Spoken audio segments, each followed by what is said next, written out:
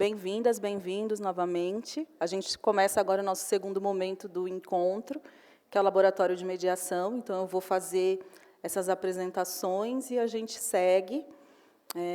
Espero que estejam bem, tenha dado tempo certinho de se organizar, né, para o intervalo e ali a retirada dos catálogos também.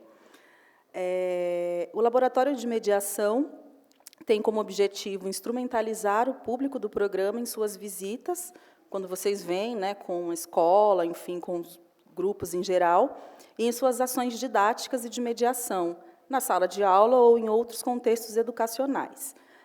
É sempre uma atividade presencial, prática e contínua, então, todas as vezes, né, que acontece, a gente pensou esse ano dessa forma, o encontro, a mesa na parte da manhã, de modo presencial, à tarde a gente propõe esse laboratório de mediação que começou no ano passado.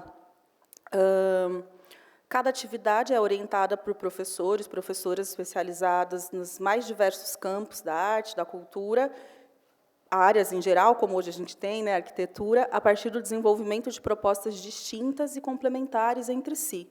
Então, a gente faz nessa costura entre os temas, os assuntos, as pesquisas, as reflexões, e hoje temos o prazer de receber, a gente teve a presença dela na parte da manhã, Marina Grinover, arquiteta e urbanista pela FAU-USP, desde 93, pós-doutora em coordenação de projetos pela USP, desde 2024, professora convidada do MIT em 2018, professora do MASP, da FAAP, FAU-USP e Escola da Cidade entre 2005 e 2025. Recebeu 18 prêmios nacionais de arquitetura e urbanismo, é pesquisadora e autora de livros e artigos no Brasil e no exterior sobre a obra de Lina Bobardi, arquitetura, paisagem, desenho urbano e ensino. Então, hoje, vamos ter o prazer de ouvi-la falando sobre o projeto do MASP, Lina Bobardi, Ecologia e Cidadania. Seja muito bem-vinda.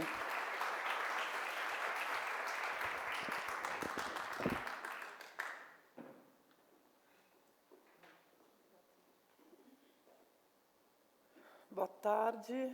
Todo mundo está me vendo com essa tela assim? Dá para ver? Ótimo. Que desafio, né? Vamos lá. Então, eu queria primeiro agradecer muito. Eu sou uma mulher branca, de olhos claros, tenho cabelo grisalho, estou vestida com um casaco e uma blusa preta, uma calça branca e um sapato preto. E eu queria agradecer, enfim, ao grupo do MASP, o grupo de Laboratório da Mediação, desse ciclo de ecologias, especialmente a Gláucia, mas também ao André, a Daniela, ao Rafael, todo mundo que vocês aí já tiveram contato, uma equipe muito forte, raçuda, inteligente, e disposta a transformar e seguir transformando esse museu, sempre com suas questões de atualidade e as questões das nossas ancestralidades. Eu queria também agradecer muito ao Alain, ao Cleiton e à Maíra por hoje. Assim, acho que essa manhã foi uma manhã muito rica e eu espero, com a minha fala, poder contribuir com essa discussão. Tá tudo certo aqui, deixa eu só me entender com esse botãozinho. Beleza. Eu dividi essa apresentação em 4 momentos. Na verdade, eu vou falar 3 deles e depois a gente vai sair juntos e andar um pouco pelo MASP. Então, também queria dizer que eu vou falar durante uns 40, 50 minutos, depois a gente precisa sair aqui do auditório, porque tem outras atividades para acontecer, e a gente vai juntos andar pelo MASP. E aí, se vocês tiverem perguntas, quiserem conversar um pouco mais e colocar questões, a gente pode deixar para fazer isso durante a nossa caminhada juntos, tá bom? Eu me dispus aqui a um desafio e eu queria convocar vocês para esse desafio, que é a gente tentar entender esse edifício, né, junto com os conceitos que foram se transformando na nossa história de ecologia e de cidadania, e tentar problematizar essa leitura. O que esse edifício tem a ver com essas palavras que são conceitos que dizem respeito mais ao meio ambiente, aos seres vivos, enfim, o que isso tem a ver com essa espacialidade, e para tentar ajudar a gente a pensar sobre isso, eu vou falar enfim, 3 principais fontes, né, que construíram esse conceito ao longo da história, o conceito de ecologia. Vou falar também sobre o projeto do MASP e quais foram as questões que estavam colocadas na concepção dessa arquitetura, dessa espacialidade, dessa instituição museu, né? E, enfim, vou tentar fazer tudo isso de maneira breve e panorâmica, então também, se vocês depois tiverem dúvidas, a gente pode conversar ao longo da nossa deriva aqui pelo MASP, né? A ideia seria a gente fazer um resgate desse conceito de ecologia que foi formulado na Europa, no século XIX, a partir de estudos da relação com a sociedade urbana e o sistema capitalista como um sistema que olha a natureza a partir da ideia de que a natureza é uma fonte de recursos, né? Então, eu vou resgatar um pouco esse cenário e a gente vai pensar juntos aí o que isso tem a ver com o nosso mundo contemporâneo. Essa breve definição, ela está dentro desse debate que nos remete a esse contexto cultural e científico europeu do século XIX, quando, a partir do desenvolvimento dessa industrialização e do capitalismo, se torna estratégico dominar cientificamente os recursos naturais, o saber sobre as espécies e o saber sobre as culturas que ocupam o planeta. Essas pesquisas científicas, principalmente na área da biologia, da sociologia, da política, além daquelas ligadas às ciências exatas, como aquelas ligadas à construção civil, à urbanização e à agricultura, se desenvolveram muito na Europa nesse momento, e até para a gente entender esse lugar aqui, que enfim, foi gestado e inventado por uma arquiteta que era italiana, que é a Lina Bobardi, é importante a gente partir, talvez, de uma dimensão mais ocidental desses conceitos.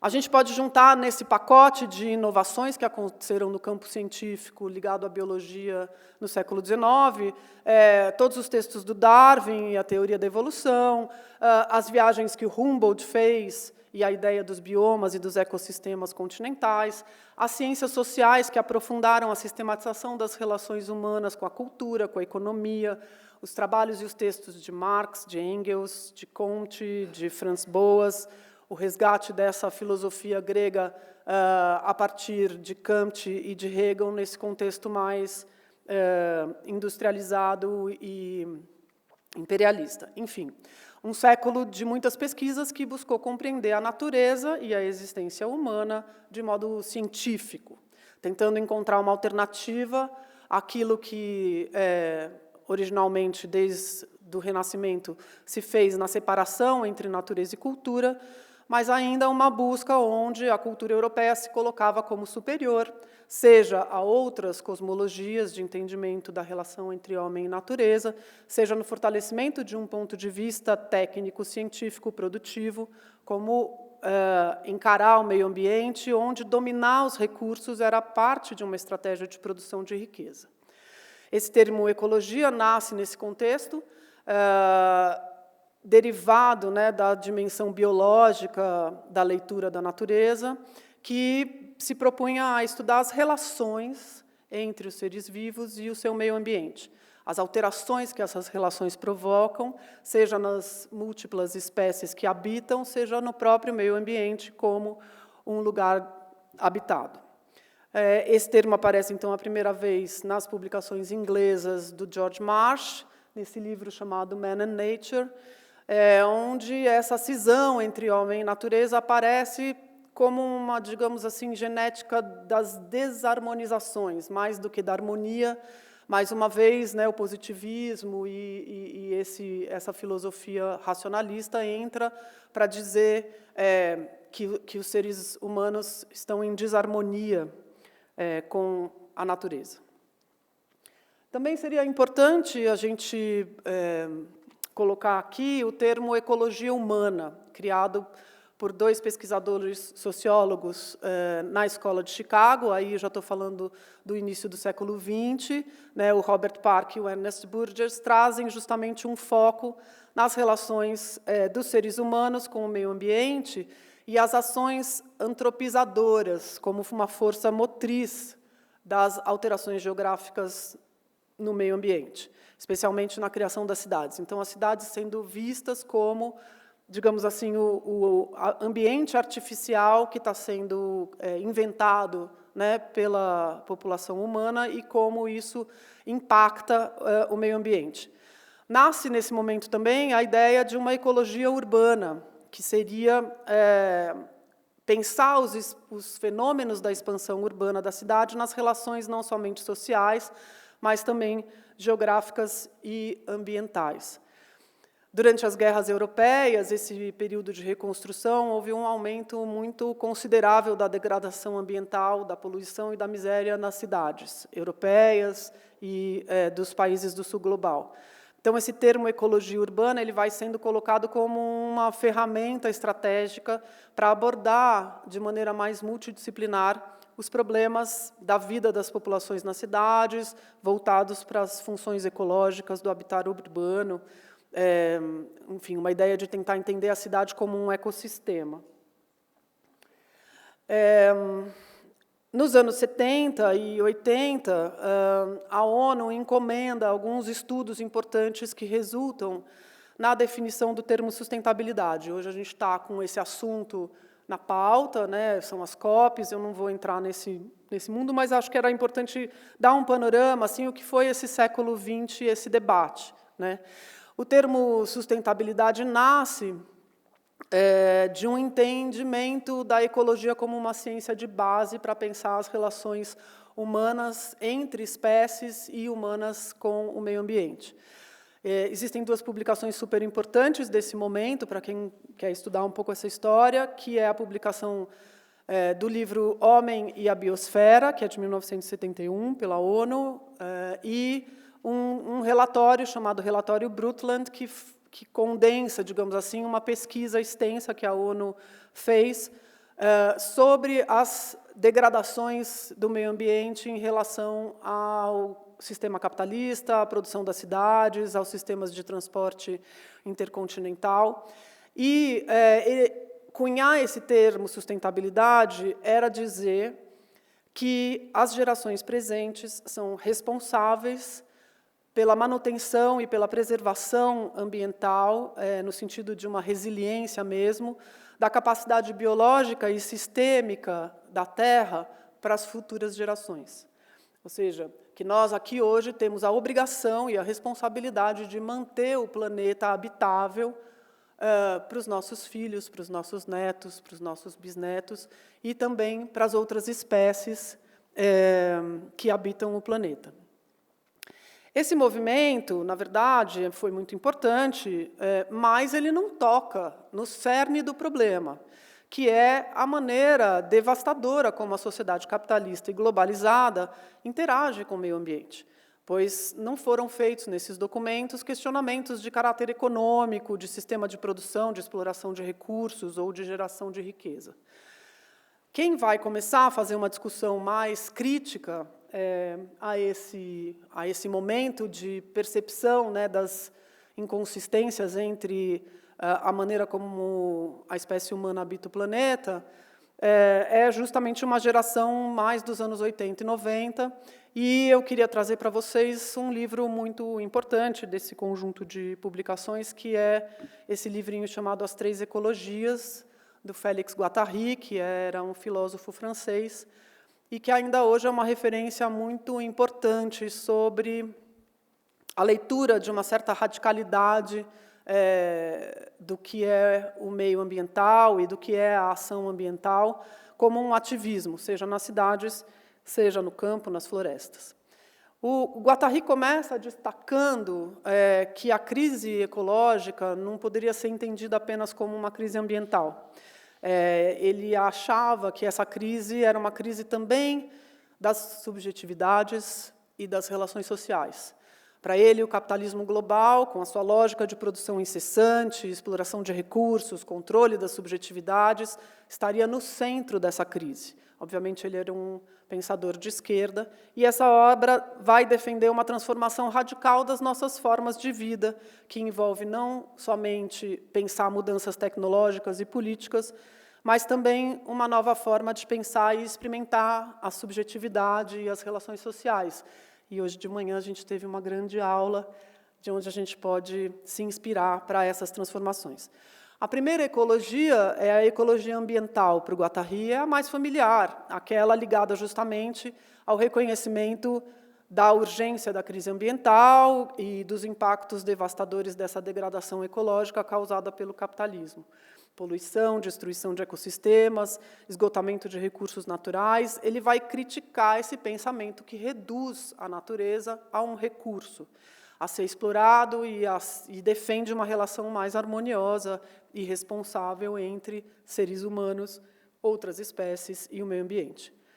A gente pode pensar aqui que, no caso das cidades, talvez a gente tenha que pensar esforços de reequilíbrio dessa relação áreas construídas e áreas naturais, vegetadas, mas também que a gente tem que pensar num campo de educação da nossa atitude para com a percepção e a interação do meio, e não somente um consumo, né, do meio onde a gente vive e das nossas vidas. Guattari vai argumentar que a luta ecológica não pode ser limitada a questões ambientais, e aí ele entra com a segunda ecologia, que é a chamada ecologia social, que se refere às relações e às instituições humanas. Ele diz que a crise ecológica ela não pode ser separada da forma como nós nos organizamos socialmente, que o capitalismo e as estruturas sociais que criam as desigualdades, as alienações e explorações, contribuem para a destruição do meio ambiente. Então, ele sugere uma ecologia social, que é criar novas formas de organização política e econômica baseada na solidariedade, na cooperação e no respeito mútuo. O texto dele é muito utópico, mas ele é muito presente hoje, assim, como uma inspiração para a gente repensar as nossas atitudes. Assim. Ele critica a alienação social que ocorre nessa nossa sociedade contemporânea, onde as relações humanas são frequentemente moldadas pelo consumismo, pela lógica do mercado, e defende a criação de espaços, de formas de relação entre os indivíduos baseados na criatividade, na diversidade e na colaboração. E aqui fica um momento importante, estratégico, para a gente pensar o espaço de educação e o espaço da arte, da fruição da arte, do fazer arte, como forças que podem transformar essa nossa relação. A terceira ecologia é a ecologia emocional, que trata das subjetividades humanas e da forma como nós, indivíduos, experimentamos e organizamos o nosso pensamento, as nossas emoções, os nossos desejos em relação aos outros, em relação ao mundo. O Guattari acreditava que o capitalismo exercia um controle, e olha o que a gente está vendo que acontece conosco e com as crianças diante das redes sociais. Não apenas sobre os recursos naturais, mas sobre as relações nossas entre nós, e também sobre a mente das pessoas. Então, a publicidade, a mídia, as tecnologias. Em 89, quando ele escreveu esse texto, não existia rede social, mas ele já estava antenando as mazelas dessa falta de uma vivência mesmo mais atenta entre nós, né? Essas instituições de publicidade e mídia, elas moldam desejos, moldam subjetividades e moldam a maneira como as pessoas interagem com um sistema incentivando o consumo e o conformismo. Isso resulta numa crise da subjetividade. A gente está vivendo isso hoje, onde as pessoas perdem sentido de autonomia, de criatividade, tornando-se consumidores de um sistema que explora, inclusive, as nossas necessidades e os nossos desejos. Ele vai defender uma revolução que passa pela arte, que passa pela estética, pela existência, para nos permitir criar outros espaços de subjetividade, outras maneiras de se sentir afetado pelo mundo. E, nesse processo, a arte, para ele, tem um papel estratégico, né? De novo, eu acho que a gente pode ir começando a pensar esse museu e o que ele foi na história aqui da cidade e o que ele se pretende ser daqui para frente como uma ferramenta para a gente pensar as nossas transformações. O livro termina com ele contando a ideia de uma ecosofia, uma proposta de, enfim, transformar o debate sobre o que é ecologia política, a sustentabilidade e a filosofia ambiental. Eu recomendo muito a leitura, acho que é um texto que tem uma super atualidade, ele é bem fininho, letra grande, é fácil de ler. E aí eu queria trazer, assim, isso tudo ainda foi forjado e pensado e divulgado quando a arquiteta Lina Bobardi ainda estava viva. Mas se a gente pensar hoje, né, a gente aqui olhando essa história, olhando esse prédio, eu queria convocar talvez outras 3 fontes que também estão discutindo ecologia, mas numa chave mais do sul global, onde as relações entre os seres humanos e o nosso habitat também podem ser estudados nessas narrativas mais ancestrais e locais, né, que compreendem a existência dos seres como uma relação de pertencimento. E aí eu queria falar brevemente desses 3 trabalhos. O primeiro trabalho, aqui mais da esquerda, é o livro escrito pelo Davi Kopenawa, que é um xamã das aldeias Yanomamis, e ele escreveu A Queda no Céu, contando a ideia de que nós, seres vivos, estamos imersos na natureza, e que a Terra é também um ser vivo. E essa maneira de entender essa integralidade, ela tem a ver com um campo muito concreto da nossa ideia de vida, de pertencimento, de estado de vida, mas também tem uma ideia energética de fluidos, que são os chapures, que são forças e seres que seguram os céus.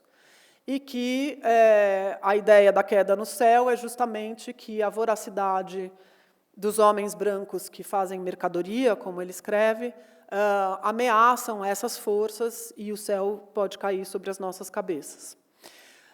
Então, tem um tom assim, muito ameaçador, verdadeiro, né, dessas insurgências em relação às culturas tradicionais e às culturas originárias aqui no nosso país e todas as violências que elas vêm sofrendo. É um livro muito bonito. O outro livro especial, e a Mayra citou ele também, é o livro do Antônio Bispo, que era um quilombola e um grande pensador e um grande difusor, né, de uma outra ecologia, se a gente pudesse dizer assim. Esse livrinho chamado A Terra Dá, a Terra Quer, critica justamente a ideia da sustentabilidade. E ele faz uma coisa muito bonita, que o Clayton fez também, que foi criar outras palavras e trazer para a gente outras epistemologias para a gente pensar, né, a nossa vida, a nossa existência. E ele dizia que a existência ela é uma biointeração, que é uma forma da gente estar no mundo inteirando e integrando todos os processos. E a confluência, a Mayra usou esse termo também, que é uma chave diferente da competição, das outras maneiras que foram originalmente colocadas como relações entre as espécies, né? A confluência é um pensamento onde todas as energias vivas, todos os seres e todas as energias que estão em volta disso se juntam pelo bem-estar, pela permanência, pela energia que circula, né? A valorização desses saberes orgânicos e o compartilhamento da vida, e não a exploração e a colonização. E o outro livro muito bonito, que também traz uma ideia renovada dessa palavra ecologia, é o livro do filósofo e engenheiro ambiental da Martinica, o Malcolm Ferdinand, chamado Uma Ecologia Decolonial, que nos convoca a pensar o mundo caribenho e a América Latina sem dissociar da ideia de uma ecologia do processo de colonização, da escravidão e das diásporas negras da África e dos povos originários. Esses deslocamentos forçados, como ele vai escrever, do povo africano são uma marca de uma cultura de dominação que separa os homens das suas terras, o homem das suas humanidades, os homens da sua existência, e que, ao formarem os quilombos aqui nas Américas, uma outra forma de vida, não igual àquela africana, mas também não igual àquela colonial, mas uma outra forma de vida, traz a resiliência desses saberes ancestrais na ideia de uma sobrevivência e de uma vivência digna e qualificada num outro lugar, numa outra terra. E essa discussão oferece também uma estratégia, na medida em que ele vai descrevendo esses movimentos pela sobrevivência, para a gente se livrar dessa fratura colonial, para a gente reparar seres e territórios, para a gente pensar o meio ambiente numa outra relação urgente de luta contra o aquecimento global, contra a violência dos corpos, da história, dos poderes e saberes, numa direção de um mundo possível, menos explorador e mais relacional. É um livro super contemporâneo, ele foi editado em 2023, ganhou alguns prêmios, que vale a pena a leitura. E aí a gente chega no MASP, né? Então, esse panorama dessa palavrinha, desse conceito de ecologia, nos traz essa ideia de que existem outras formas de habitarmos juntos o mundo em que vivemos, né? O Guattari, o Copenau, o Bispo e o Ferdinand confluem nessa direção. E a arte, em todos esses textos, é uma ferramenta, um instrumento para a gente transformar a nossa maneira de existir numa direção mais inclusiva. E aí, absorvendo um pouco essa atmosfera radical que eu vim descrevendo aqui, eu queria examinar a história da construção do MASP com vocês, esse MASP aqui da Avenida Paulista, e pensar um pouquinho, enfim, quais são os limites, quais são as virtudes, quais são as questões que estão por trás dessa nossa presença e vivência aqui. Bem, o MASP foi inaugurado no dia 7 de novembro de 1968 pela Rainha Elizabeth da Inglaterra. E outras autoridades governamentais e tal, junto com o Pietro Maria Bardi e a Lina Bobardi, que eram italianos, que estavam no Brasil desde o final dos anos 40, e o Assis Chateaubriand, que foi o idealizador do museu, o principal patrono do museu, que tinha falecido alguns meses antes, né? E, em 1968, a gente também vivia um dos momentos mais duros da ditadura militar. E abriu um museu, né, um mês e meio depois da promulgação do AI-5, que foi, enfim, um dos documentos mais violentos da ditadura militar, tinha também alguma coisa de subversivo, porque nesse documento, né, além de serem cassados mandatos legislativos, além da gente ter perdido as nossas instituições democráticas, e o Congresso foi fechado, as assembleias foram fechadas, instituiu-se a censura prévia da imprensa, da produção artística, e se deu ao presidente da República a possibilidade de intervenção nos estados e municípios. Então, naquele momento, em 68, falar de arte, expor arte, era bastante arriscado e bastante transgressor. E aí eu queria apresentar a arquiteta Lina Bobardi, que é a autora desse projeto. Ela idealizou o museu junto com seu marido, Pietro Maria Bardi. Ela foi uma arquiteta desenhadora, pensadora, ativista. Ela trabalhou ela era multimídia nos anos 40, o que é uma coisa já por si muito assim forte. Trabalhou em muitas áreas e promoveu uma ação cultural no país assim muito forte, aqui em São Paulo e também na Bahia. E eu queria trazer para vocês 3 momentos da vida dela que eu acho que são importantes para a gente entender o contexto desses princípios desse museu e os princípios dessa arquitetura imantada nesses princípios desse espaço de cultura, né? Ela, enfim, ela nasceu na Itália, em Roma, em 1914, no começo da Primeira Guerra Mundial. Se formou lá na Itália, em 1939, na Escola de Roma, e pertenceu a um tempo da história dessa arquitetura, onde os protagonistas pensavam que o desenho do espaço pudesse conduzir a transformações sociais e ambientais urbanas, buscando uma prosperidade coletiva.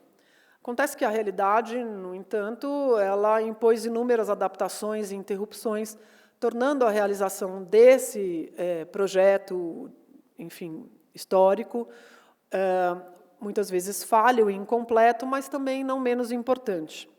E a particular poesia que a gente vê aqui neste museu, que eu vou tentar trazer um pouco como é que eu estou olhando ela, apresenta essa posição enquanto arquiteta diante da sua obra arquitetônica, que era uma dimensão artística e também uma dimensão política. 5 minutos? Caramba! Tá bom, então vamos lá. A Lina e o Bardi chegam no Brasil em 1946. O Bardi era um marchand e jornalista, e ele trouxe para o Brasil uma coleção de obras de arte que encantou o Chateaubriand. E eles, então, vieram para São Paulo, e a Lina trabalhou na formulação do museu, mas também em outras obras muito importantes. A primeira sede do museu foi na 7 de abril, e a Lina e o Bardi pensaram esse museu a partir da ideia de uma tríade, que era ter um espaço expositivo de obras de uma coleção eclética, ampla, o mais ampla possível, de obras nacionais, estrangeiras, enfim, aquilo que fosse possível trazer para um país sul-americano, enquanto referências de obras de arte, artes plásticas e esculturas, enfim. A ideia de uma escola, e eles fundam o Instituto de Arte Contemporânea, que foi a primeira escola de desenho industrial do Brasil, pensando o tema da arte dentro de uma produção industrial, então a formação de artistas voltados para a industrialização, e uma revista chamada Habitat, justamente, onde a ideia de habitat não era só uma ideia biológica, mas era também uma ideia de que a cultura urbana deveria ser examinada em todas as manifestações das linguagens artísticas. Então, era uma revista que tratava de moda, de fotografia, de arquitetura, de artes plásticas, de cinema, de questões contemporâneas daqueles anos 40, 50, quando eles estavam pensando tudo isso. Um momento onde a gente, final dos anos 50, está pensando Brasília, a verticalização de São Paulo.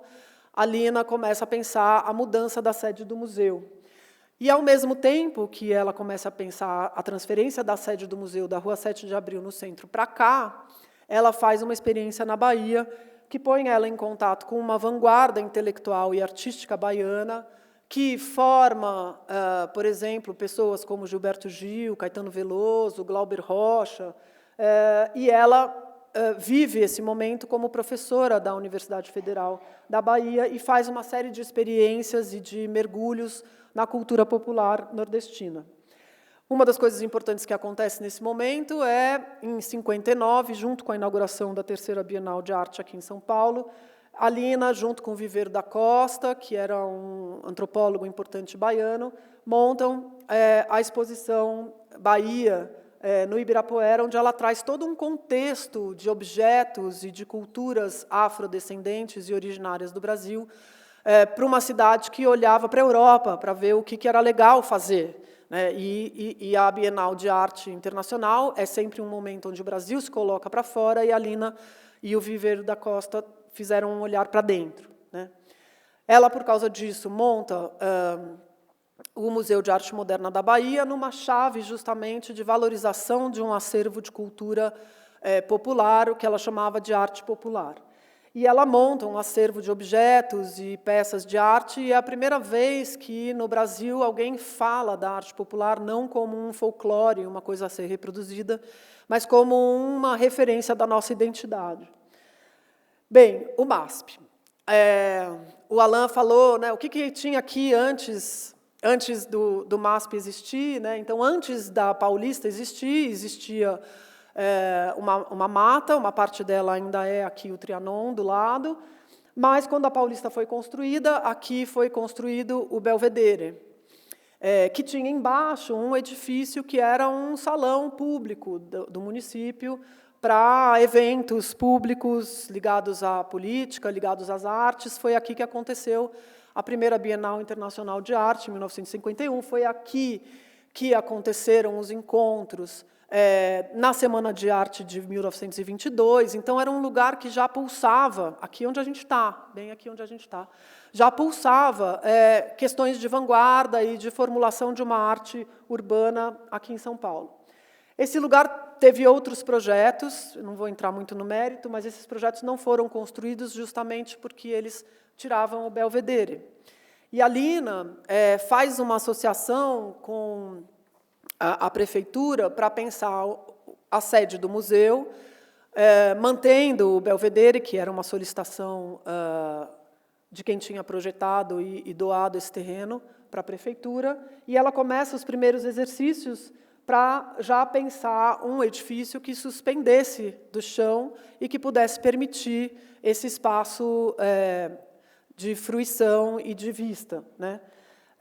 Então, desde os primeiros desenhos, esses aqui são os primeiros desenhos que ela formula para o museu, a gente já vê esse volumão suspenso, o vazio, e a gente falou de vazios, a Alain falou dos vazios, o vão do MASP, a gente pode falar um pouco disso também, mas uma busca de uma integração de uma arquitetura com este lugar, com essa vista, com a natureza. Ela propõe que se mantenha esse volume enterrado como sendo um salão de atos público, e esse espaço que a gente tem aqui, onde está a exposição do Königsberg, era para isso, né? Ele foi projetado para ser o lugar dos atos municipais, e ela, então, projeta os espaços do museu na parte superior. Primeiro, uma caixa fechada, com a natureza ao redor. Vejam que todos os desenhos sempre têm muita vegetação em volta. E depois, ao longo do desenvolvimento do projeto, ela vai resolvendo fazer essa caixa ser uma caixa de vidro. Esse é um desenho do chão do Belvedere, para a gente também começar a trazer essa ideia de que é um espaço... já estou acabando. É um espaço, mais 4 minutos aqui no meu...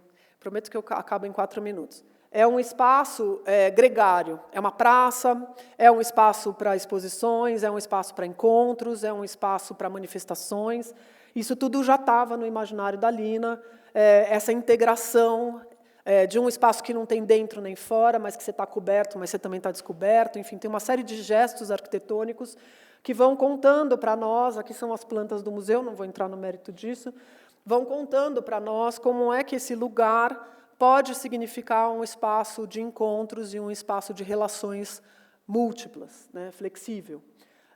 O MASP tem, além dessa sabedoria de manter essa praça, ele é uma vanguarda também do ponto de vista construtivo. Eu não vou hoje entrar nesse mérito, mas ele foi construído de uma maneira muito inovadora para vencer esse vão de 74 metros e deixar esse espaço livre, com a vista, e poder suspender os espaços da Pinacoteca.